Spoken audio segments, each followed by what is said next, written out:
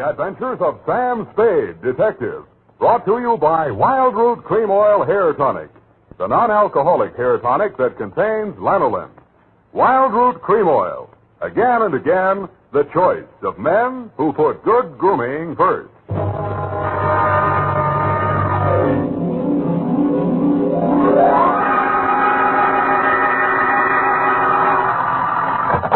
Sam Spade Detective Agency. It's me, sweetheart. Risen from not one, but two deathbeds. Oh, Sam, I bet not. You wouldn't take that lying down. Oh, Effie, you made a joke.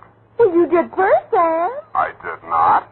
Oh, you mean you actually Now, don't pin me down. Anyway, I was present at two dying declarations.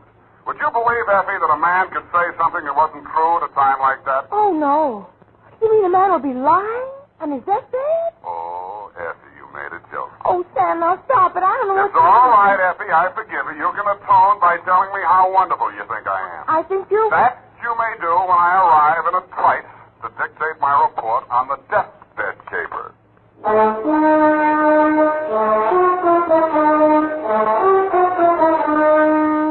Dashiell Hammett, America's leading detective fiction writer and creator of Sam Spade, the hard-boiled private eye, and William Spear, radio's outstanding producer-director of mystery and crime drama, join their talent to make your hair stand on end with the adventures of Sam Spade. Presented by the makers of Wild Root Cream Oil for the hair. Tell me, mister, how many times a day do you have to comb your hair? Not many, I'll bet, if you groom it right first thing every morning with Wild Root Cream Oil. For this famous hair tonic grooms your hair neatly and naturally and helps it to stay that way throughout the day. Wild Root Cream Oil also relieves dryness and removes loose dandruff. With Wild Root Cream Oil, you don't have to keep combing your hair every 2 minutes. That is, unless your gal can't resist running her hands through it. Get Wild Root Cream Oil Hair Tonic. Again and again, the choice of men who put good grooming first. And now, with Howard Duff starring as Spade, Wild Root brings to the air the greatest private detective of them all in the adventures of Sam Spade.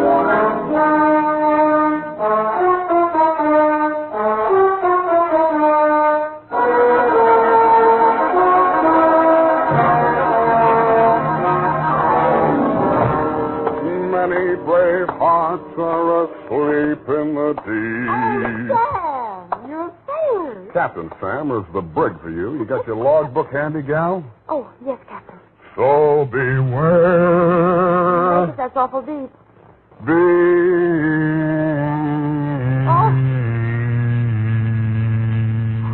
Date, June 20th, 1948.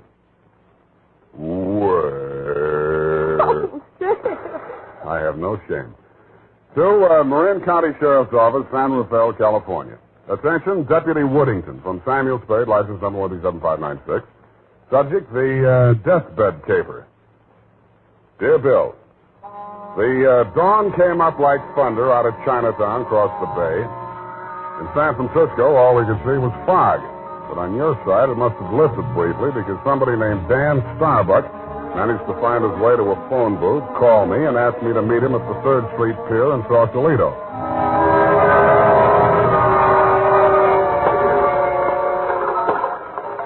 I didn't see him when I first got there. I didn't even see the pier. It was too foggy. And in the glow of the neon lights in front of the Viking saloon, I saw a man who seemed to be waiting for somebody. He was a big guy with a good face, but plenty of worry on it. Mr. Spade? Yeah, Mr. Starbuck? Dan Starbuck. Come on down to the end of the pier. I'll explain as we go along. We got to hurry. You act hot. You want us or something? What? Not yet. What's the caper? Well, my brother's out there on his yacht, the Marguerite. He's dying. When he's dead, they may call it murder.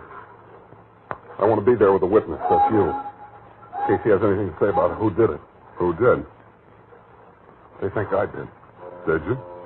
Well, honestly, I don't know. It happened the night before last. I went out there to see him. We've hated each other for years. We've both been drinking, and we drank some more. Then there was a fight. I drew a blank somewhere. Next thing I knew, it was around midnight. I pulled myself together, went into his cabin. Gordon was lying there with his head all kicked. I realized was covered with blood, and I was holding something in my hand, big glass paperweight. I dropped it. I got out of there fast, swam ashore. I planned to tell you a different story, but that's it. You want the job or not? You think you'll make a deathbed statement that'll clear you, and you want me for a witness. Yeah, that's it. You got a lot of guts. I'm hired. Good. Halverson? You down there? Halverson! Who's Halverson? He's the boatman. He'll row us out. Halverson! Hey, Nils! Donnie? Yeah. Is that you, Casino? Sure. Can I do you some favor? I want to go out to the Marguerite. I can't find Halverson anywhere. Oh, I guess I can take you. Are you sure? Yeah, I'm sure. Sam Spade, Del Casino. He's the boatman of the Marguerite. Glad to meet you. Thanks. Any friend of Danny's? Hey, listen, Danny, you sure you want to go out there? Any reason why you shouldn't? Well, it's up to him. In his place, I would be on a freighter for China, way out there where the fog is more thicker. No, it's all right, Casino. I know what I'm doing.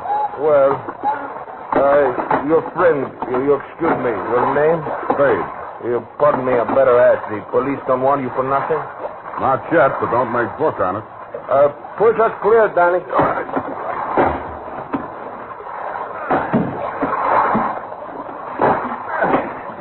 This fog is closing in, but I can still see the lights from the Marguerite. I wish we don't find her.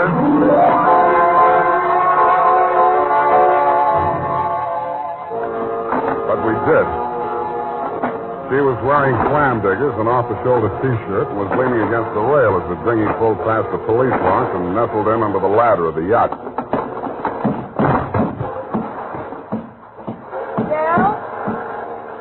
Del, is that you? Yes, Miss Starbuck. Who is that with you? Keep quiet.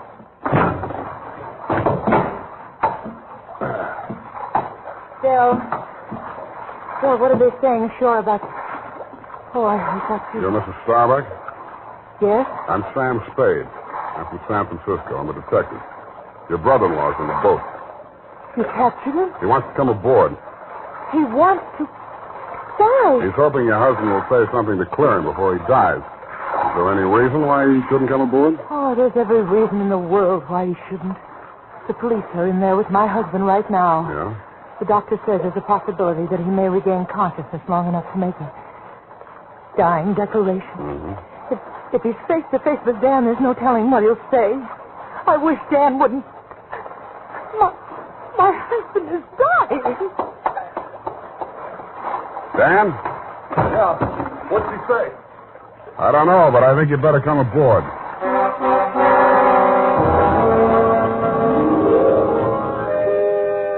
He seemed almost delighted as he swung his weight up out of the dinghy and climbed the ladder.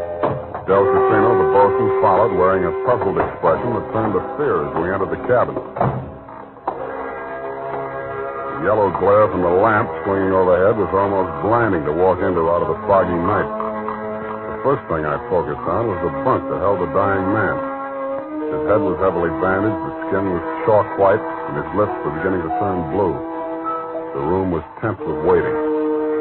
Ranged around him in a semicircle were the supporting players. 2 doctors, 1 family type with a nurse, 1 police medic without, 1 sheriff with cigar, 1 police stenographer, female, with pencil and notebook poised, 9/10 of a widow, and us. At 18 minutes past 7, somebody moved. The dying man. The 2 doctors rushed forward, took his pulse and blood pressure. Let's go. Adrenaline 3 cc, calming 1. All right, Sheriff, he's conscious now, but you'd better hurry. Margaret. Mr. Starbuck, you can hear me all right? Take that down. Can you hear me? Affirmative answer. Now, Mr. Starbuck, we have to ask these questions. 1, what is your name? Please try to answer. What is your name? Gordon M. You got that? What is your name? Gordon M. Starr. That's close enough. Fill it in later. Now, Mr. Starbuck, where do you live? Where do you live? I'm dead. You got that? 1277 Marymount, Pasadena. Hey. Now, Mr. Starbuck, let's try a little harder. This is a long one. Have you been injured, and what was the cause of your injury? Yes. Hurts my... You got that? Affirmative. Now the second part. What was the cause of your injury? head. Huh? Hit on the head. Do you believe that you're about to die as a result of your injuries, and have you no hope of recovery? I know. No hope. Now let's get to the point. Who inflicted said injuries? Hey, Mr. Starbuck, please, you haven't much time, you know. Go away. Doc, is there anything you can do? I'm afraid not. This is ghastly. Can't you leave him alone? Can't you let him die in peace? What are you afraid of, Maggie? What are you afraid he'll say? All right. All right, tell them, Gordon. It was Dan that struck you, wasn't it? He was jealous. He always hated you for marrying me. It was Dan. Now, Mrs. Starbuck, I know how you feel, but we can't allow this sort of thing. Please step aside so we can finish up here. Mr. Starbuck. Doctor? Very low pulse. I'm not sure whether... Stand here. Here I am, Gordon. Tell him the truth. Do you identify this man, Mr. Starbuck? Yes. It's my brother. Dan. Is that brother Dan? What? He's lying. Gordon, you know who did it. Why don't you tell the truth? What do you got to lose now? Nothing. I'm finished. Got that? You finished me. Gordon! Gordon, not yet. I'll come back. Doctor, can't you... He's dead. Well, okay, Doc. Dennis Starbuck, it is my duty as sheriff of this county to take you into custody on suspicion of murder. And I must tell you that anything you say may be held against you. You better come along too, Spade. Routine questioning, you know. Okay, Sheriff. And I don't think we'll need the handcuffs, will we, son? No, I'll go with you.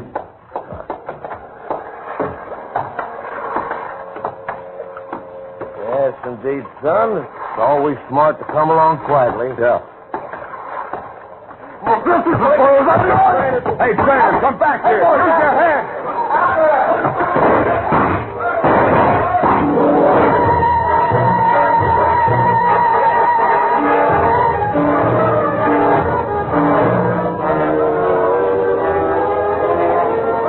He only had one friend. He was the best friend in the world for a man on the land, the fog. The searchlights on the police launch spun frantically as the craft heeled around in a half circle to head him off.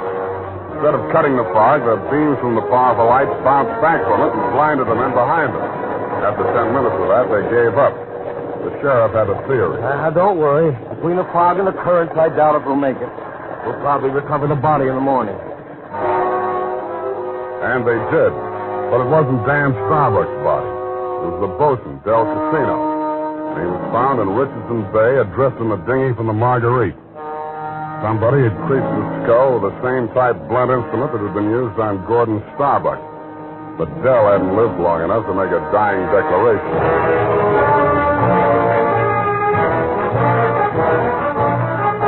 The makers of Wild Root Cream Oil are presenting the weekly Sunday adventure of Dashiell Hammett's famous private detective, Sam Spade.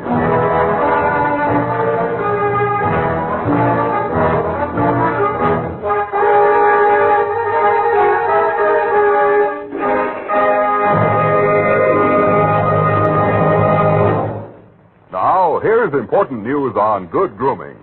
If you want the well-groomed look that helps you get ahead, socially and on the job, listen. Recently, thousands of people from coast to coast who bought Wild Root Cream Oil for the first time were asked, how does Wild Root Cream Oil compare with the hair tonic you previously used? The results were amazing. Better than 4 out of 5 who replied said they preferred Wild Root Cream Oil. And no wonder. It gives you the advantages that men consider most important. Wild Root Cream Oil grooms your hair neatly and naturally, relieves annoying dryness, and removes loose dandruff. What's more, Non-alcoholic Wild Root Cream Oil is the only leading hair tonic that contains soothing lanolin that's like the oil of your skin. So ask for Wild Root Cream Oil Hair Tonic.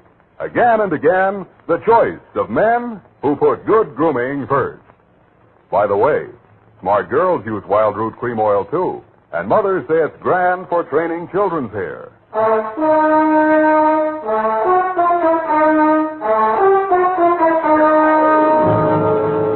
And now, back to Caper with Two Deathbeds. Tonight's adventure with Sam Spade.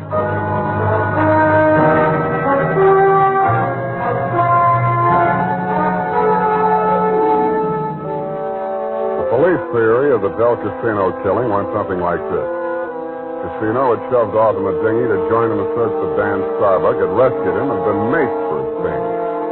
Also found in the dinghy, but not as yet worked into the police theory, were two items. One, a waterproof wallet containing the seaman's papers of one Nils Halverson. Two, a tattoo mark on the right bicep of the deceased. A small heart with a name in it, Maggie. The brand new widow of the same name was waiting in my office when I got there the following afternoon.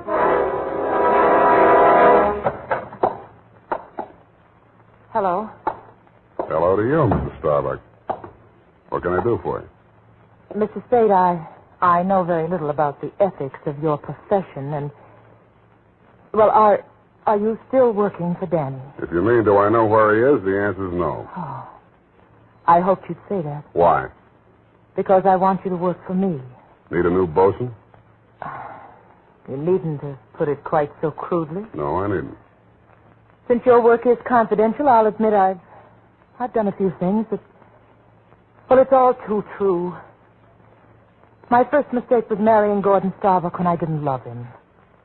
And I should never have let myself fall in love with Dan. I certainly should have known better than to let Dell fall in love with me. What about Nils Halverson? And me? Well, hardly. No. Nils Halverson was employed by my husband for various odd jobs whenever we put in at Sausalito. Mostly he'd row the guests out to the ship. He rowed Danny out the night my husband was killed. At least I think he did. I didn't actually see him. Where's Halverson now? I don't know. He goes off on drunk for days at a time, but I have a feeling that someone has paid him to disappear.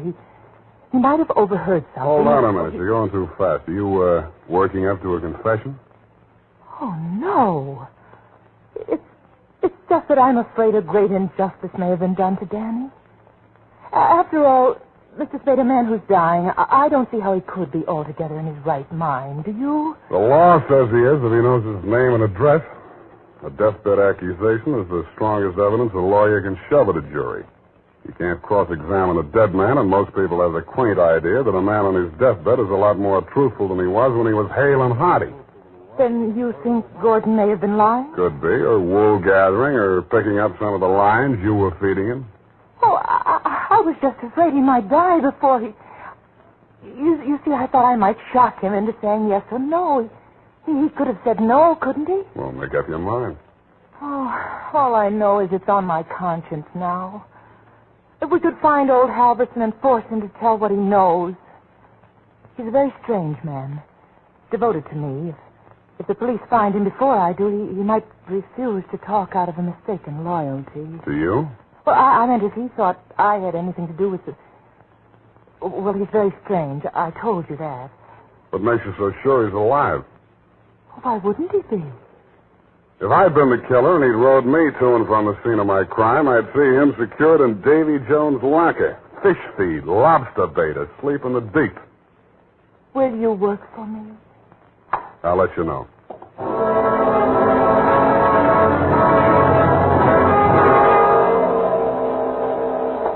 I didn't have time to get tattooed, but the rest of me was marinated enough.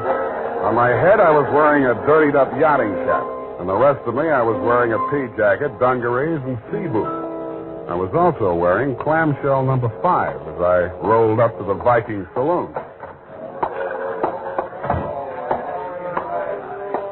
Well, what's it be, mate? Akavit and vodka. Have you seen my cousin? Your cousin. suppose your cousin, Prince Valiant? No, my cousin Neil Halverson. Neil Halverson. Oh, no. You're Neil's cousin, are you? Yes. Well, coming from the old country? Yeah, Minnesota. By you, Minnie. Well, no, he'll be right glad to see you there. Where is he? I don't want to say this too loud. Yeah. Bend over there. Yeah? He's in trouble, you know. Oh? Yes. I got him holed up down below. Oh. Yeah, come on. Well, by golly, I sure been glad to be going to see my cousin Neil. Neil Halverson. Drop the axe and get down there. Hey!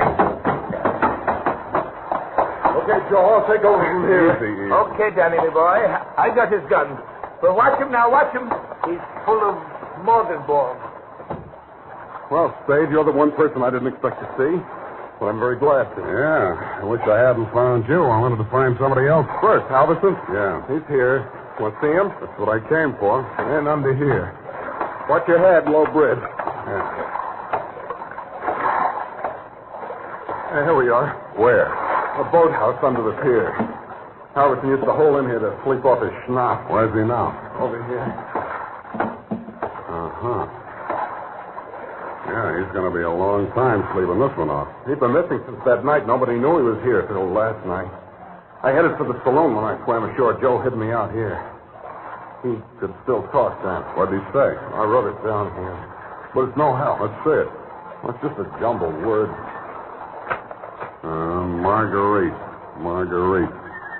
Merry Christmas drink. My beautiful Helga, row your boat. Now throw me back, row me back. $20 good and drunk.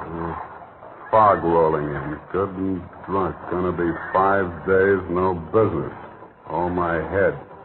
Paint the boat. Oh, crazy stuff. $20. You give him $20 to row you out? I didn't even see him. I swam out. My loving brother wouldn't have let me on board if he'd heard me arriving like a gentleman. $20. You frisk him? No. I'll have a look. Oh, I don't. Hey, wait. Real soggy, but a 20. Now, look here. I'm sticking to my story. I swam out there. I didn't give him that 20. Maybe you didn't. You gotta believe me. I didn't even have $20.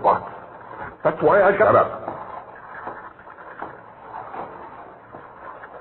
What's the matter with you? What are you going to do? Come over here, Dan. What? I don't believe a word of your story, and even if I did, it wouldn't make any difference. What are you... Shut up. You're going to stop talking and listen for a while. I stuffed a gag into his mouth and muscled him over to a piling and handcuffed him to it. He didn't even look surprised. He just stood there staring at me as if he'd lost his last friend in the world. But I wasn't looking at him as much as I was listening to those footsteps in the boards overhead. I waited for them to come back. They did. I walked across the soggy planks to where Nils Halverson lay in the shadows. Nils, I want you to answer these questions again. Now, this time I'm going to take them down. You get lots of $20 and lots of drink. Now then, I know you don't feel so good. You don't have to talk if you don't feel like it. Just nod your head for yes and shake it for no. Okay, Nils? That counts in a court of law as long as there's a witness. Okay. Now, your name is Nils Halverson. Your address is 213 Bayview, Sausalito. That's correct, is it? Nod your head. Good. That proves you're in your right mind. You know you were injured. Yeah. You know the cause of your injury. Hit on the head and thrown over the side of your boat. What? Huh? Not from... Oh, dinghy. Well, it's the same thing. All right. Now, you know you're dying. You have no hope of recovery. That's obvious, but nod your head. That's the boy. Now, Nils, on the night of the 18th, around 10 o'clock, after your usual working hours, you rowed somebody out to the yacht Marguerite, in return for which this person gave you a $20 bill. This person is also the person who killed, who inflicted your fatal injury. It is. Now, the name of that person, if you can possibly speak even in a whisper, so there can be no mistake. Can you hear me? Just say it close to my ear. Yeah? Yes. Yes, I got it. That's all. Now, I know you don't write, Mills, but make your mark here. Come on, I'll guide your hand. There. Now we're going to take... Mills. Mills. Well, anyway. All right, Maggie. Come on in and join the party. Don't try anything. The light's on you. I'm a better shot than you, and if there's a ruckus, the whole saloon will be down on us. They're all friends of Danny's, too. Stop there. Toss the gun. Okay. What's the matter, Angel? You look kind of scared. No. Just disappointed, that's all. Don't give up so easy, sweetheart. I always wanted to take a trip around the world. We might go on a Marguerite together. Yeah, sailing into the sunset, sleeping with our deathbed statements under each other's pillows. I see what you mean. I guess it wouldn't work. How much for yours, and what do we do about him? Dan? I'll take care of that. Throw it in with a deal. Okay.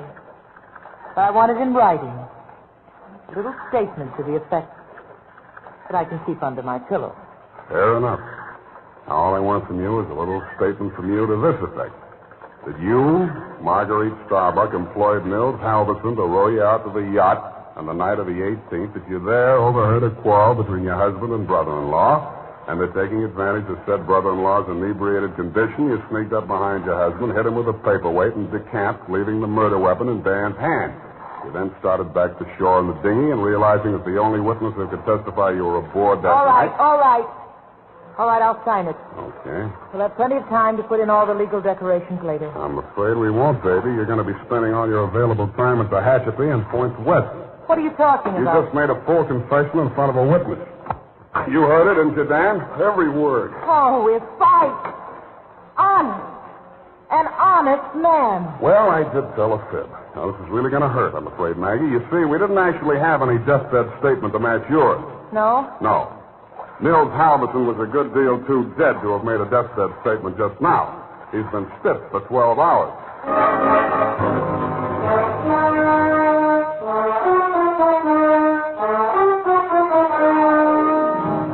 Period. End of report.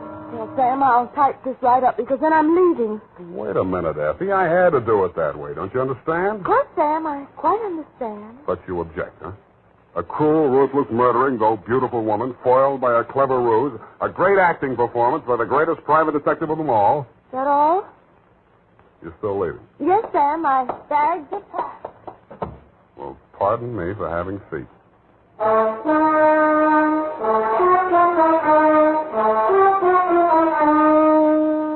There's a reason, men. In fact, there are 5 big reasons why more men every day are turning to Wild Root Cream Oil for well-groomed hair. Wild Root Cream Oil grooms your hair neatly and naturally. Wild Root Cream Oil relieves dryness and removes loose dandruff. Wild Root Cream Oil is non-alcoholic and contains soothing lanolin. 5 big reasons why you, too, should join the millions with handsome, well-groomed hair. Why you should step up to your drug or toilet goods counter and ask for Wild Root Cream Oil. Get the big economy bottle and the handy new tube that's easy to pack when you travel and just right for the office or plant. Also, ask your barber for a professional application of Wild Root Cream Oil Hair Tonic. Again and again, the choice of men who put good grooming first. Well, here it is, Sam. Goodbye. Now, wait a minute, Effie. You can't leave like this. Not without... Oh, all right. I'll talk to you while I'm putting my hat on. Well, can't you at least look at me? After all, you should give me a chance to justify... Sam, apparently you're laboring under an apprehension. Of course I am. Oh, boy, am I glad I picked the last in June and the first in July. What are you talking about? My vacation. Vacation? You just had a vacation a few months back. Well, Sam, that's a year. Well, if you want to take advantage of a legal technicality... Now, Sam, don't say goodbye, man. Well, it's customary, I suppose. It's lucky that some of us keep our nose to the grindstone, our ear to the ground, an eye to the future. Huh? Television's just around the corner, you know. Oh, Sam. Come here, sweetheart. You look lovely. Come here. Have a wonderful time. Oh, Sam. Oh, Sam. Yeah. Now, go on. You missed your train. Where are you going? The Los Sierras. Well, just so you don't go to Kanab, Utah. All right, Sam. You know better. Good night. Good night, Sierra Sue. Now, who can we get for that part next week?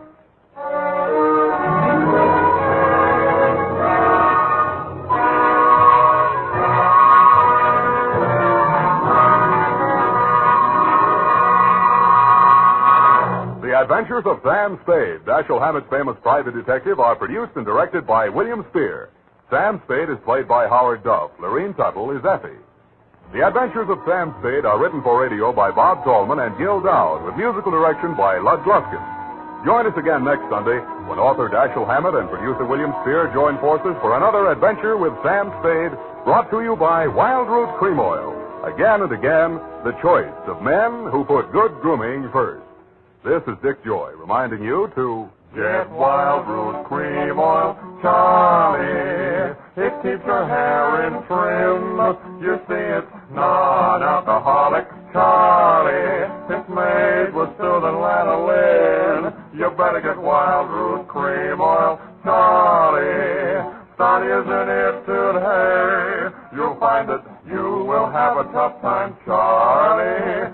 Keeping all the gals away. Hiya, Baldy. Get Wild Root right away. This is CBS, the Columbia Broadcasting System.